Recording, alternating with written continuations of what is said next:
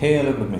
അങ്ങനെ C S കെയുടെ രണ്ടാം മത്സരത്തിലും സി എസ് കെ തോൽവി നേരിട്ടിരിക്കുകയാണ്. ഗുഡ് ഫ്രൈഡേ ഇന്നലെ അത്ര ഗുഡല്ലായിരുന്നു സി എസ് കെക്ക് കാര്യങ്ങൾ.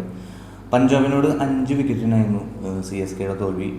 സി എസ് കെ ഉയർത്തിയ 210 എന്ന വിജയലക്ഷ്യം പഞ്ചാബ് വെറും 6 പന്തും 5 വിക്കറ്റിനും ശേഷിക്ക് മറികടക്കുകയായിരുന്നു. പഞ്ചാബിന് വേണ്ടി എക്സ്പ്ലോസീവ് ഓപ്പണിംഗ് ബാറ്റിംഗ് നടത്തിയ പ്രിയാൻഷ് ആര്യയാണ് ഇന്നലെ പ്ലെയർ ഓഫ് ദ മാച്ച് ആയത്. 11 പന്തിൽ 4 6ഉം 3 4ഉം ഉൾപ്പെടെയായിരുന്നു ആ ഒരു വെടിക്കെട്ട് ഓപ്പണിംഗ് പ്രിയാൻഷ് ആര്യ പഞ്ചാബിന് വേണ്ടി കാഴ്ചവെച്ചു. പിന്നെ നമ്മുടെ മലയാളികളുടെ സഞ്ജു സാംസൺ ഇന്നലെ വീണ്ടും പരാജയമാവുകയായിരുന്നു. വെറും 7 റൺസ് മാത്രമേ സഞ്ജു സാംസൺ ഇന്നലെ നേടാൻ സാധിച്ചുള്ളൂ. നമ്മുടെ തലയുടെ ഒരു അസാന്നിധ്യം ഇല്ലാതാക്കാനാണോ 7 റൺസ് എടുത്ത് സഞ്ജു ഇന്നലെ പുറത്തായത്. 7 എന്നൊരു നമ്പർ സ്കോർ ബോർഡിൽ തലയോടുള്ള ഒരു ആദരവ് പ്രകടമാക്കാനാണെന്ന് തോന്നി. കുഴപ്പമില്ല, സഞ്ജു തിരിച്ചു വരുമെന്ന് നമുക്ക് പ്രതീക്ഷിക്കാം. അപ്പോൾ ഇന്നലെ നടന്ന C S K versus Punjab Kings മത്സരത്തിൻ്റെ കൂടുതൽ വിശേഷങ്ങളിലേക്ക് വരാം. ചാനൽ ഒന്ന് സബ്സ്ക്രൈബ് ചെയ്യുക, ലൈക്ക് ചെയ്യുക, മത്സരത്തെക്കുറിച്ചുള്ള അഭിപ്രായങ്ങളൊക്കെ ഒന്ന് കമൻറ്റ് ചെയ്യുക.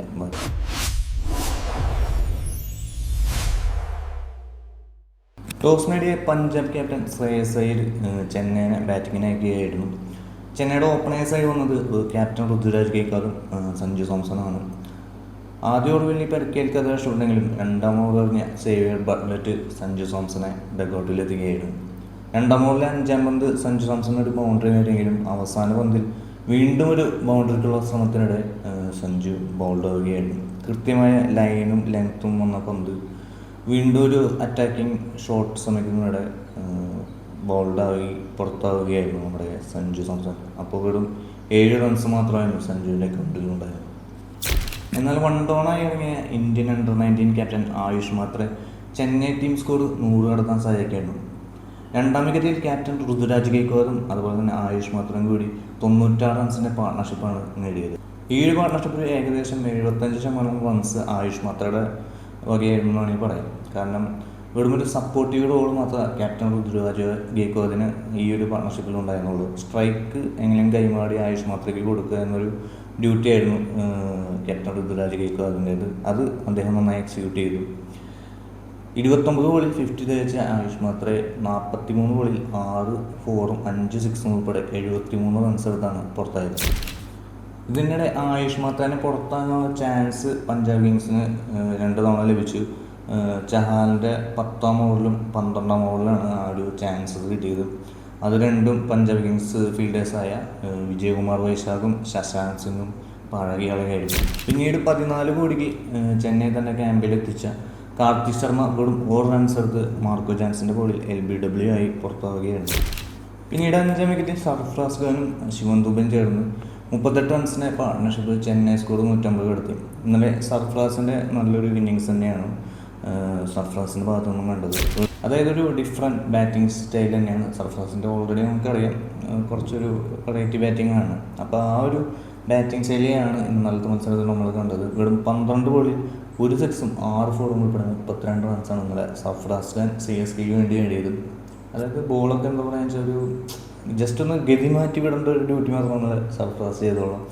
കൂടുതലും തേർഡ് മാനിലേക്കും ബാക്കിലേക്കുമാണ് ഫോറൊക്കെ പോയത്. അപ്പോൾ ആ ഒരു ബാറ്റിംഗ് സ്റ്റൈൽ എനിക്ക് ഇഷ്ടമായി. പിന്നാലെ സർഫ്രാസ് ഖാനെ വിജയകുമാർ വൈശാഖ് പുറത്താക്കിയാലും പ്രശാന്ത് വീറിനെ കൂട്ടുപിടിച്ച് ശിവൻ ദുബെ ചെന്നൈ സ്കോർ 200 കടത്തുകയായിരുന്നു. ശിവൻ ദുബെ 27 ബോളിൽ 5 4ഉം 1 6ഉം ഉൾപ്പെടെ 45 റൺസ് എടുത്ത് ഒരു ഫിനിഷറുടെ റോള് ശിവൻ ദുബെ ഇന്നലെ ഗംഭീരമാക്കി ചെയ്തു എന്നാണ് ഞാൻ പറയാം. അങ്ങനെ പഞ്ചാബ് കിങ്സിന് 211 വിജയലക്ഷ്യം മുന്നിൽ വെച്ചാണ് CSK തങ്ങളുടെ ഇന്നിങ്സ് അവസാനിപ്പിച്ചത്. അങ്ങനെ CSKയുടെ 209 സ്കോർ ചെയ്യാൻ ഓപ്പണേഴ്സായിട്ട് വന്നത് പ്രിയാൻഷ് ആര്യയും പ്രപ്സിമലാൽ സിംഗുമാണ്. പ്രിയാൻഷ് ആര്യയുടെ തുടക്കത്തിലെ എക്സ്പ്ലോസീവ് ബാറ്റിംഗ് ആണ് പിന്നെ നമ്മൾ കണ്ടത്. ആദ്യ ഓവർ എറിഞ്ഞ മാറ്റ് ഹെൻറി 20 റൺസ് അടിച്ചാണ് പ്രിയാൻഷ് ആര്യ എന്ന യുവ ബാറ്റർ തുടങ്ങിയത്. ഇരുവരും കൂടി ആദ്യ വിക്കറ്റിൽ തന്നെ 61 റൺസിൻ്റെ പാർട്ണർഷിപ്പ് ഉണ്ടാക്കണം. അതുപോലെ തന്നെ പഞ്ചാബ് സ്കോർ പവർ പ്ലേ തന്നെ 68 റൺസിലെത്തിക്കാനും ഈ ഒരു ബാറ്റിംഗ് ജോഡിക്ക് സാധിച്ചു. എന്നാൽ 5-ാം ഓവർ പറഞ്ഞ മാറ്റ് ഹെൻറി പ്രിയാൻഷ് ആര്യയെ പുറത്താക്കി CSKക്ക് ഒരു ബ്രേക്ക് ത്രൂ കൊണ്ടുവരികയായിരുന്നു. പിന്നീട് വൺ ഡൗണായി കഴിഞ്ഞ മത്സരത്തിലെ ഹീറോ കൂപ്പർ കോന്നോളി വരുന്നു. കൂപ്പർ കോന്നോളി മൊത്ത് 33 റൺസിൻ്റെ പാർട്ണർഷിപ്പ് പഞ്ചാബ് സ്കോർ 100 കടത്തുന്നു. എന്നാൽ പ്രഭ് സിമ്രാൻ സിംഗിനെ റണ്ണൗട്ടാക്കിയ ഋതുരാജ് ഗെയ്ക്വാദ് വീണ്ടും ചെന്നൈക്ക് ഒരു ബ്രേക്ക് ത്രൂ നൽകുന്നു. പ്രഭ് സിമ്രാൻ സിംഗ് വെറും 34 ബോളിൽ 6 4 ഒരു 6 ഉൾപ്പെടെ 43 റൺസാണ് ഇന്നലെ പഞ്ചാബിന് വേണ്ടി നേടിയത്. എന്നാൽ നാലാമതായി ഇറങ്ങിയ നേഹാൽ വധേരയെ കൂട്ടുപിടിച്ച് ക്യാപ്റ്റൻ ശ്രേയസ് അയ്യർ പഞ്ചാബിനെ വിജയത്തോടെ അടുപ്പിക്കുകയായിരുന്നു. 59 റൺസിൻ്റെ പാർട്ണർഷിപ്പാണ് ഇരുവരും കൂടി 4ാം വിക്കറ്റിൽ ചേർന്ന് നേടിയത്.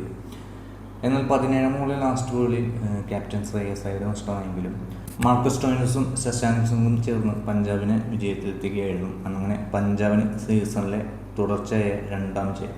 അപ്പോൾ ചെന്നൈയുടെ അടുത്ത മത്സരം വരുന്നത് റോയൽ ചലഞ്ചേഴ്സ് ബാംഗ്ലൂരുമായിട്ടാണ് ഏപ്രിൽ 5-ന്. അപ്പോൾ അടുത്ത മത്സരം അടുത്ത മത്സരം ഇതിനേക്കാളും ടഫാണ്. ചെന്നൈ ബാംഗ്ലൂരായിട്ട് ചിന്നസ്വാമിയിലാണ് ഹോം ഗ്രൗണ്ട് പോലുള്ളത്. അപ്പോൾ ചെന്നൈ ജയിക്കണമെങ്കിൽ നന്നായി പണിയെടുക്കേണ്ടി വരും. ആ മത്സരം ചെന്നൈക്ക് ജയിക്കാൻ സാധിക്കട്ടെ. അതുപോലെ തന്നെ പഞ്ചാബിൻ്റെ അടുത്ത മത്സരം KKR ആയിട്ടാണ്. പൊതുവെ അത്ര നല്ല KKRൻ്റെ പുറത്ത് നിന്ന് ഒരു ഈസി മാച്ച് ആയിരിക്കും എന്ന് വിചാരിക്കാം. പിന്നെ ക്രിക്കറ്റാണ് എന്ത് സംഭവിക്കാം. അപ്പോൾ അടുത്തൊരു മാച്ചിൻ്റെ വിശേഷങ്ങളുമായി വീണ്ടും കാണാം.